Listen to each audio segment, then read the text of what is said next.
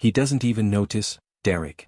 I could be gone 3 hours and he'd just think I was at Whole Foods. My name is Larry Stewart. I am a husband, a father, a son, and, as of 8 months ago, a man who learned that the woman sleeping 3 feet away from him every night had been quietly building an exit while he was busy building a life. I'm not telling you this story because I want sympathy. I'm telling you this story because what happened to me happens to good men every single day, and most of them never see it coming. I did see it coming. And what I did about it, quietly, carefully, without raising my voice once, changed everything. But let me start where it started for me. Not in a courtroom. Not in a lawyer's office. In my own hallway, on a Wednesday afternoon, with my laptop bag still on my shoulder and my heart still full of a man who trusted his wife. I had come home early. A meeting had been cancelled, one of those rare gifts the workday gives you, and I pulled into the garage at 3:47 in the afternoon thinking about nothing more complicated than whether I'd take a nap or get ahead on some reports. I came in through the side door the way I always did. Set my bag down by the coat rack. Loosened my tie. And that's when I heard her. Carol was in the kitchen, maybe 20 feet away, on the phone. And she was laughing. Not the laugh I knew, the comfortable, familiar laugh of 8 years of marriage. This was something else. Something lighter. Younger, almost. A laugh she was performing for someone she was trying to impress.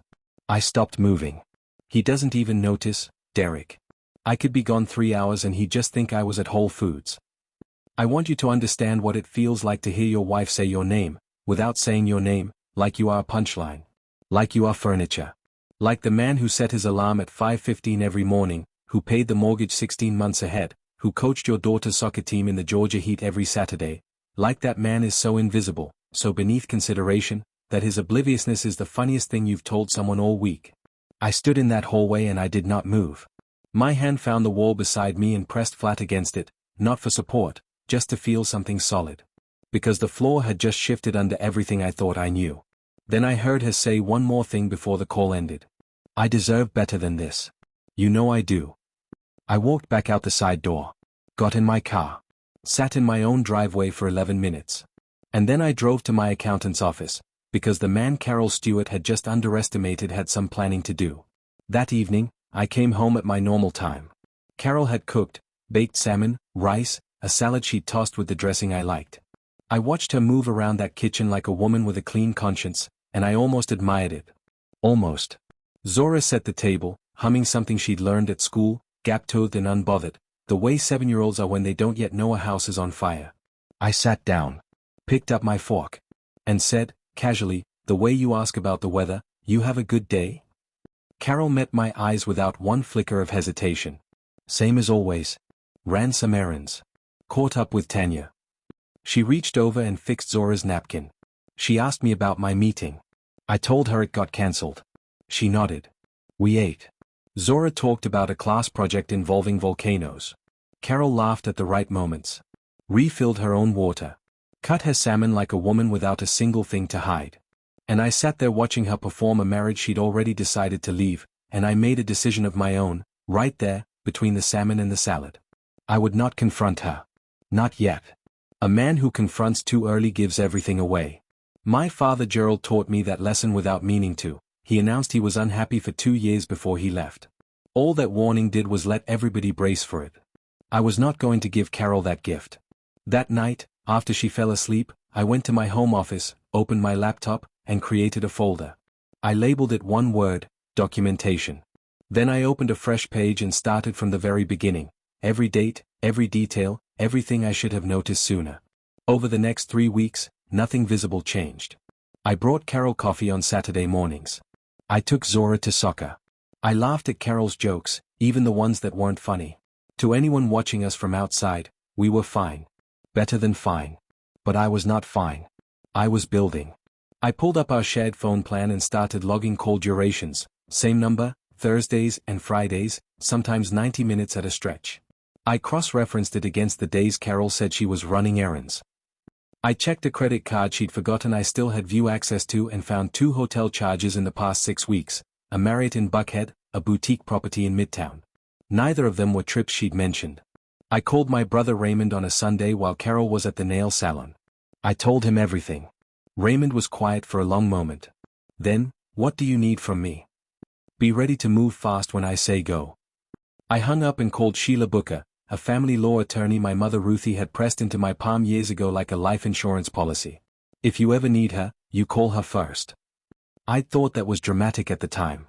I wasn't laughing now. Sheila listened to everything I had without interrupting once. When I finished, she was quiet for exactly 3 seconds. Then she said, "Larry, you're not just going to win this. You're going to walk out clean." I exhaled for what felt like the first time in 3 weeks. My father Gerald left our family with nothing but an empty closet and a lesson I'd spent my whole life running from. But that afternoon, sitting across from Sheila Booker, I realized he taught me one useful thing without knowing it. When you decide to walk away from something, you do it once, you do it right, and you leave nothing behind that can be used against you. It was a Sunday night. Zora was in bed. Carol sat across from me on the living room couch with the posture of a woman who had rehearsed every word. She told me she felt unseen, unfulfilled. That she loved me but wasn't in love with me anymore. She talked about emotional unavailability, mine. She talked about sacrifice, hers. She used phrases I recognize from therapy speak, the kind that sound like insight but are really just blame dressed in soft language. She said I'd made work a priority over our marriage. That she'd given her best years to a man who never truly showed up. She did not say Derek's name. Not once. I sat across from her and I listened to every single word. I let her finish completely. And when the room went quiet and she was looking at me waiting for the explosion, the raised voice, the accusations, the counterattack, I gave her none of it. I said, "I hear you. Let me think about what you've said." I stood up. I went to bed. I heard her sit on that couch for another 40 minutes. I know because the TV never came on and the kitchen never ran water. She just sat there in the silence I'd left her with, probably confused, probably expecting more. What she didn't understand, what she couldn't have understood, was that a man who responds with nothing is a man who's already moved past the argument. I lay in the dark and thought about my mother Ruthie, who raised 4 boys alone after Gerald left without a word. She used to say, "The loudest man in the room is always the most scared." I had never been a loud man. And right now, in the quietest moment of my life, I was not scared at all. She wanted a conversation. I was already past conversation. I was in execution mode. I still don't fully understand what made Derek Cole walk into my office. Arrogance, probably. The specific arrogance of a man who has decided he's already won. He called my firm claiming to be interested in financial consulting for a real estate development project.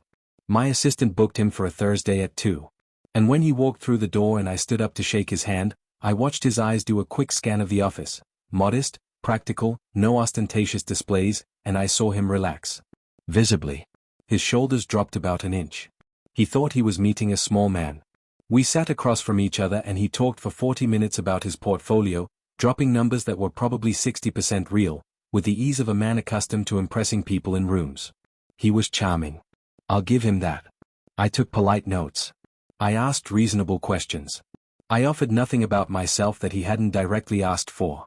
What Derek Cole did not know, my attorney Sheila was downstairs in the lobby watching him enter the building.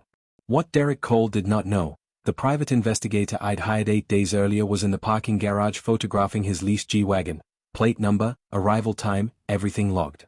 I walked him to the elevator when we were done. Shook his hand again. Said, "I'll be in touch." The doors closed. I went back to my desk, opened the documentation folder, and typed, D. Cole. In-person contact with subject. 2:47 p.m. Then I added the timestamp and closed the laptop. Derek Cole walked into my house without knowing it. And I let him build his own case against himself, one confident handshake at a time. Carol took Zora to her mother's in Charlotte for a long weekend. She'd mentioned it casually. Beverly wanted to see Zora, she'd be back Sunday evening. I told her to drive safe. I meant it. I came home to an empty house on Friday night and walked through it slowly. Kitchen. Living room.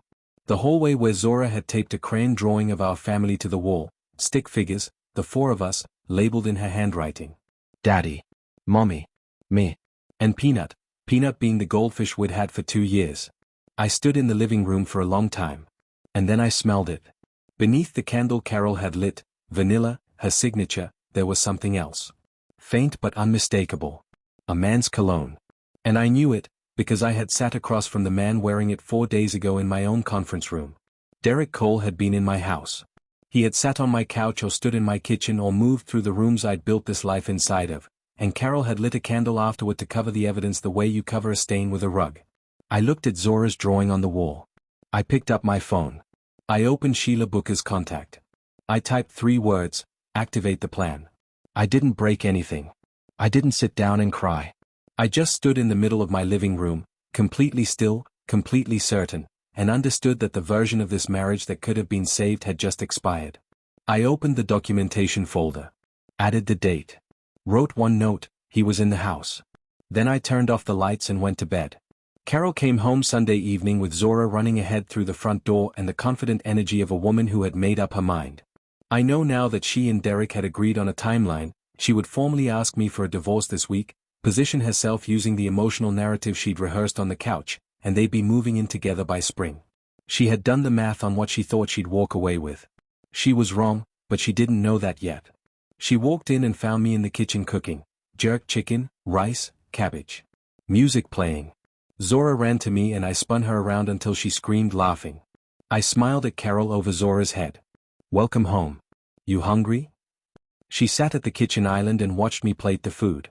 I could see her recalibrating, looking for an opening that wasn't there. She expected tension. She expected a man on the edge of something.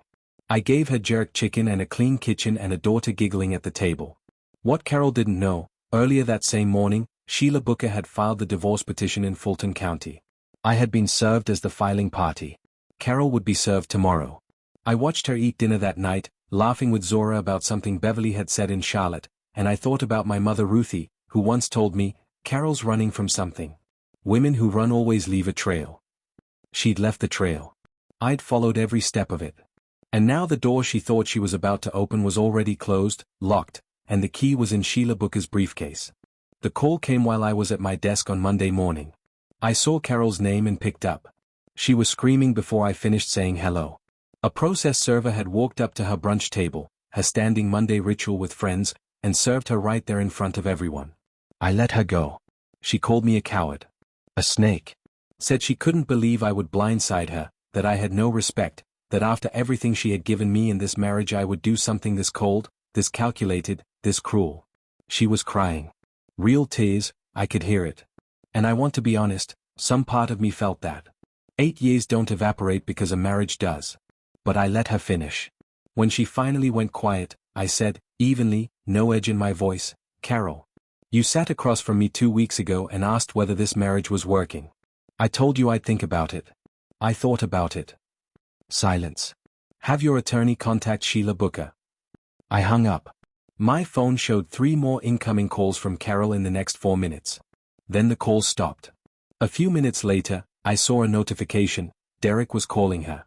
I know because Raymond, who Carol had accidentally added to a group text 6 months ago and never removed, sent me a screenshot of her typing to Derek immediately after, "It's bad.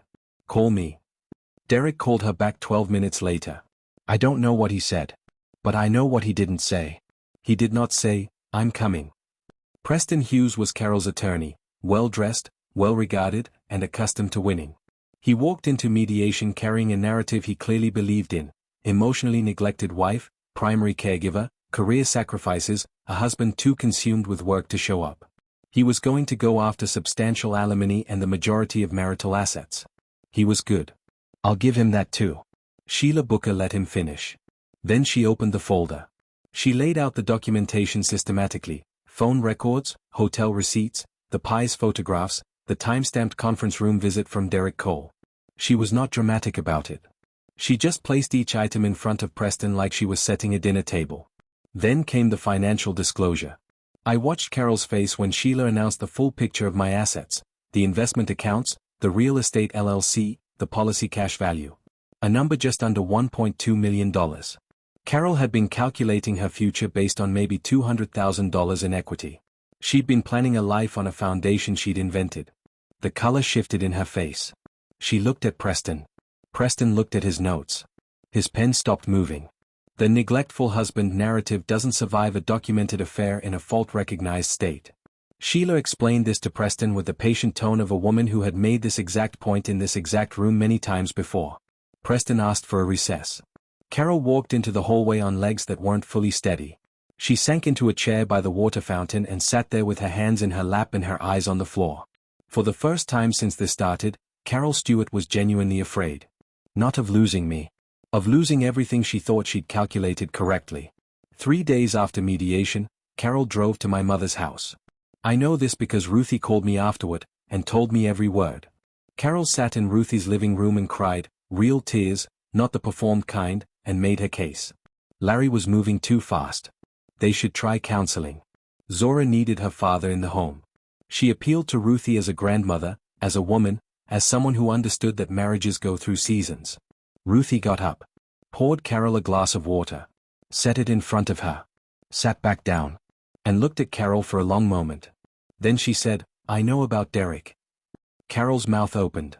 She started to explain, to contextualize, to reframe, to do what people do when they're caught, talk fast and sideways. Ruthie raised one hand. Slowly. And the room went quiet. Don't, Ruthie said. And then she said the thing that I think Carol has heard in her head every day since. My son stayed when his father left. He built when he could have broken. And you gave his home to another man. She stood up. Opened the front door. Carol. Take care of my grandbaby. That's all I have left to say to you. My mother is 63 years old. She cleaned office buildings at night for 15 years to raise 4 boys. She never once asked anyone for anything. And in that moment, she did more for me than any attorney or judge or document ever could. She reminded Carol, and herself, exactly what kind of man she had raised. Carol's version of events was spreading. I heard it secondhand through Raymond. She was telling people I had abandoned a good marriage, hidden money, used lawyers to punish her for speaking her truth. Some people believed it. The story was clean, and she told it well. I said nothing. Publicly, I was invisible. But I showed up to every school pickup. I coached Zora's soccer on Saturdays. I took Zora to every pediatric appointment, every school event, every place that could be witnessed and logged. I didn't perform it. I just did it, the way I'd always done it. Then Ms. Lorraine Campbell, Zora's second-grade teacher, called me. She was gentle. She told me that during free time, Zora had told a classmate, unprompted, that Mommy's friend Derek used to come over when Daddy was at work. Ms. Campbell said she thought I should know, in case it was relevant to anything Zora might be processing. I thanked her. I held the phone for a while after we hung up. My daughter, 7 years old, gap-toothed, who used to climb into my lap and ask, Daddy, you're not going anywhere, right? Had been carrying this. She had seen more than any child should see. And she had been quietly, in her own small way, protecting me the only way she knew how. I called Sheila. Told her to add it to the file. Then I called Zora, she was at Beverly's for the week, and I asked her about her day and her volcano project and whether she'd eaten her vegetables. She talked for 11 minutes straight without pausing. I listened to every word. Afterward I sat in my car in the driveway of the house I was going to keep and I let myself feel it, all of it, for exactly as long as I needed to. Then I went inside. The divorce was finalized on a Thursday morning in Fulton County. Carol came in with Preston still trying to salvage what he could. She wore a composed expression that I recognized. It was the same composure she wore at our dinner table the night I came home early and said nothing. Performance is a habit. But the courtroom doesn't care about performance. It cares about documentation. When it was over, here is what Carol Stewart walked away with: her car, her personal savings, and a shared custody arrangement that gave me primary residential custody of Zora, given documented stability and, thanks to Ms. Campbell's call, the record of what Zora had witnessed in that house. No alimony. No majority asset split. A fair buyout of her equity share in the house, which she would receive in full. Nothing more. She walked out with Preston and didn't speak for 5 full minutes. I know because Raymond watched from across the hall and texted me, she's just standing there. I walked out with Sheila and shook her hand. Hugged Raymond. Then I checked my phone. There was a voice memo from Zora, recorded on my mother's phone and sent that morning. Daddy, I saved you some chicken. Come home. I put the phone in my pocket. I straightened my jacket. I walked to my car. I did not look back. But Raymond told me later that Carol was standing at the far end of the parking lot watching me go, and that Derek Cole, who had stopped returning her calls 3 days after mediation once the financial picture became clear, was nowhere in sight. I drove home to my daughter and my mother and the house I had built and kept and refused to let anyone take from me. My father Gerald left us with nothing but absence. I spent my whole life becoming the opposite of him.